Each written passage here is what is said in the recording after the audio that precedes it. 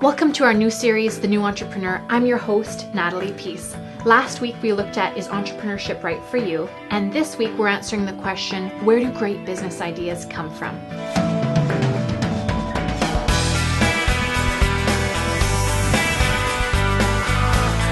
I wanted to talk to some experts about this, so I interviewed a few really inspiring people.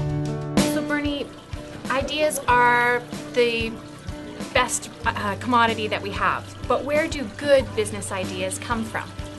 Wow, lots of them come from taking a group of thousands of business ideas and distilling them down into a couple good ones, consolidating them or combining them.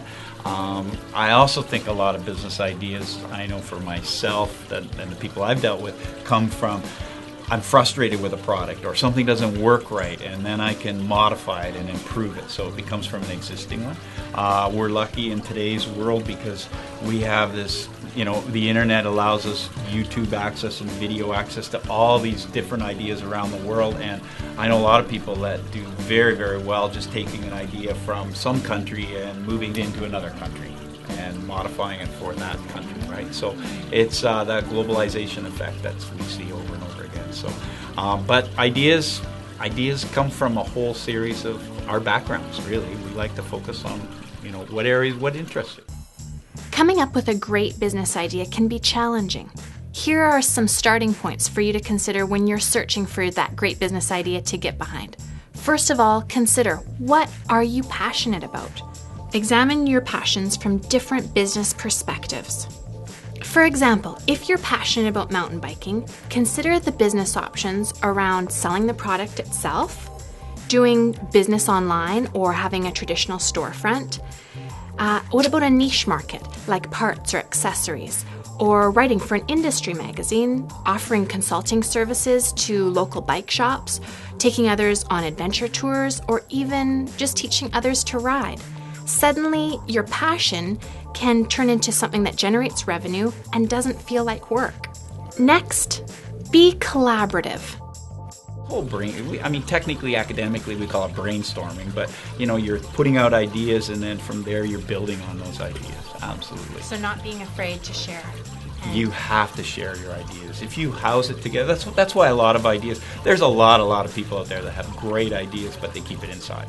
Another thing that I really encourage people to do when they're developing new concepts or new products is get your board of advisors. And in my case, my board of advisors is my mastermind group. My vision for 2011 is to run all of my concepts past my mastermind group. They're really my filter.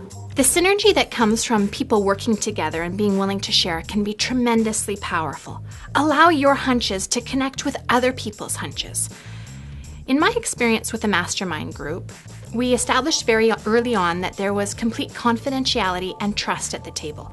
And it meant that our ideas could blossom, and it led way to very valuable and creative conversation. Absolutely. Truth, transparency, openness, and honesty is important with everything that we do in mastermind groups. And you bring up such a great point about our NDAs, non-disclosure agreements. We need to feel confident with the people in our group that it's not going to leave the four walls of the meeting room. And when you have that trust, you kind of really open up.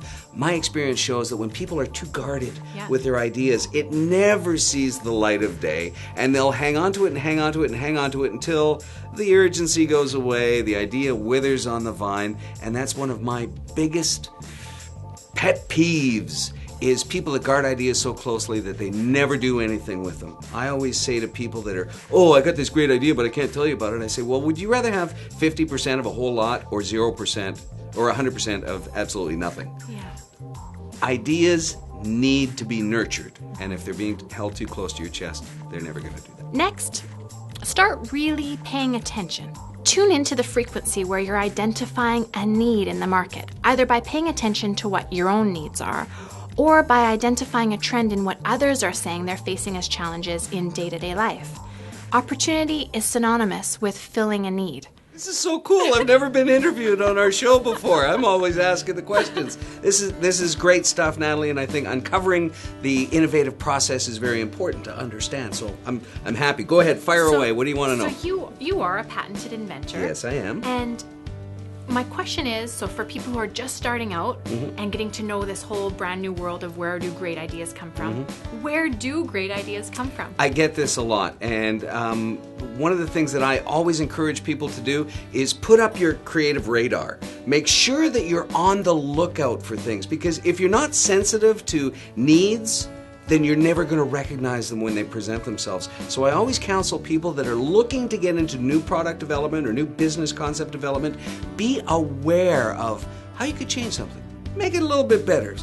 Everyday items. I look at them and I think, how could I make this better for somebody else, right? So just make sure that your radar is always up and that you're looking for opportunities to improve a need.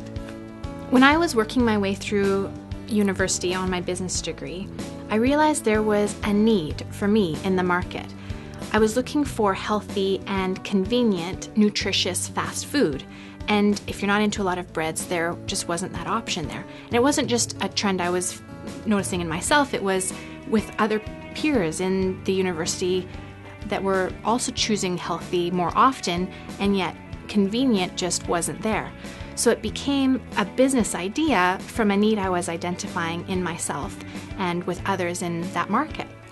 Okay, so now we're ready for your action steps to success.